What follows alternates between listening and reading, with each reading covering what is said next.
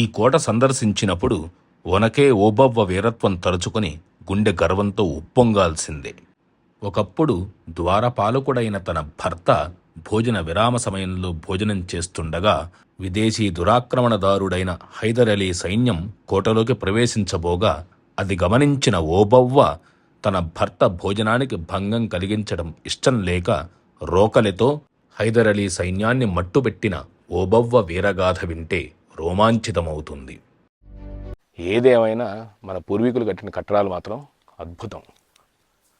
అవి చూడాలంటే శ్రమ, సమయం ఖర్చు పెట్టాల్సిందే. ఇప్పుడు మనం చూసింది సంపిగ సిద్ధేశ్వర ఆలయం. ఇదే కొండ మీద పాండవులు నిర్మించిన హిడింబేశ్వర ఆలయం కూడా ఉంది.